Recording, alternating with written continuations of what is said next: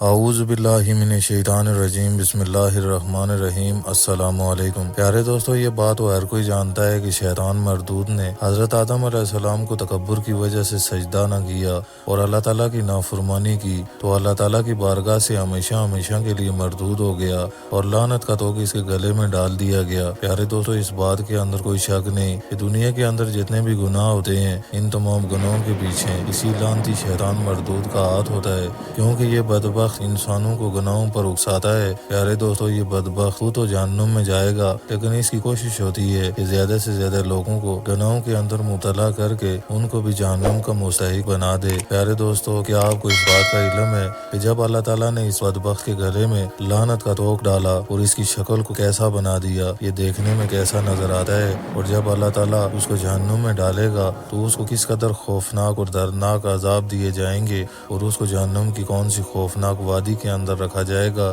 کیا اللہ تعالیٰ شیطان مردود کو معافی کا موقع بھی دے گا یا کہ نہیں؟ پیارے دوستو، ان تمام تر سوالات کے جوابات قرآن و حدیث کی روشنی میں ہم آپ کو بتائیں گے، لہذا آپ سے درخواست ہے کہ ہماری اس ویڈیو کو آخر تک ضرور دیکھیں۔ ناظرین محترم، روایات میں آتا ہے کہ قیامت کے دن آگ کی ایک خوفناک کرسی بچھائی جائے گی، اسی کرسی کے اوپر شیطان مردود کو بیٹھایا جائے گا۔ شیطان مردود جیسے ہی خوفناک کرسی پر بیٹھے گا تو اس کے منہ سے گدھے کی طرح آواز نکلے گی۔ اس کی آواز سن کر تمام شیاطین اور کفار جمع ہو جائیں گے، اور شیطان اس دن لوگوں سے کہہ رہا ہوگا کہ اے جہنمیو، آج تم نے یہ کیسا پایا جو تمہارے رب نے تم سے وعدہ کیا تھا؟ تو جہنمی کہیں گے کہ اللہ کا وعدہ حق ہے۔ پھر شیطان جہنمیوں سے کہے گا کہ آج میں اپنے تکبر کی وجہ سے اللہ تعالیٰ کی رحمت سے مایوس ہو گیا ہوں۔ اس کے بعد اللہ تعالیٰ فرشتوں کو حکم دے گا کہ شیطان مردود کو اور اس کی اتباع کرنے والوں کو لوہے کے گزوں سے مارو۔ اللہ تعالیٰ کے حکم کے مطابق شیطان مردود کو اور اس کی اتباع کرنے والوں کو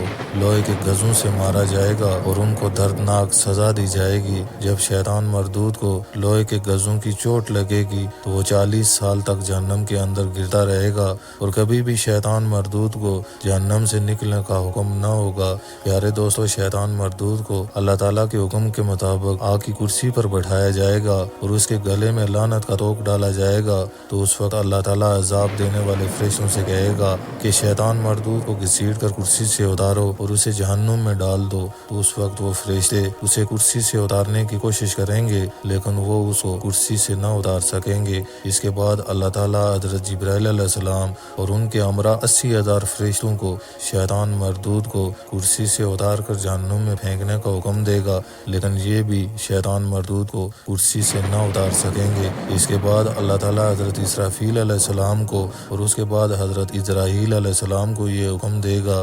حضرت اسرافیل اور حضرت اسرائیل علیہ السلام کے ساتھ بھی 80,000 فرشتے ہوں گے، لیکن یہ بھی شیطان مردود کو کرسی سے نہ اتار سکیں گے۔ اس کے بعد اللہ تعالیٰ ارشاد فرمائیں گے، جتنے بھی فرشتے میں نے پیدا کیے اور یہ سارے فرشتے بھی مل کر شیطان مردود کو کرسی سے نہ اتار سکیں گے، کیونکہ جب تک لعنت کا توق شیطان مردود کے گلے میں ہے کوئی بھی اس کی کرسی کو ہلا تک نہ سکے گا۔ ناظرین محترم، اس روایات سے پتہ چلتا ہے کہ اس کے گلے میں پڑا ہوا لعنت کا توق کس قدر خوفناک اور عبرتناک ہوگا۔ روایات میں آتا ہے کہ جب شیطان مردود کو جہنم کے اندر دردناک عذاب دیے جا رہے ہوں گے تو اس وقت شیطان مردود سے پوچھا جائے گا کہ اللہ تعالیٰ کا عذاب کیسا ہے؟ تو شیطان مردود کہے گا کہ اللہ کا عذاب بہت شدید اور خوفناک ہے۔ تو اس وقت شیطان مردود سے کہا جائے گا کہ حضرت آدم علیہ السلام جنت میں ہیں، اس وقت بھی تو حضرت آدم علیہ السلام کو سجدہ کر لے اور اللہ تعالیٰ سے معافی طلب کر لے تو شاید اس عذاب سے بچ جائے۔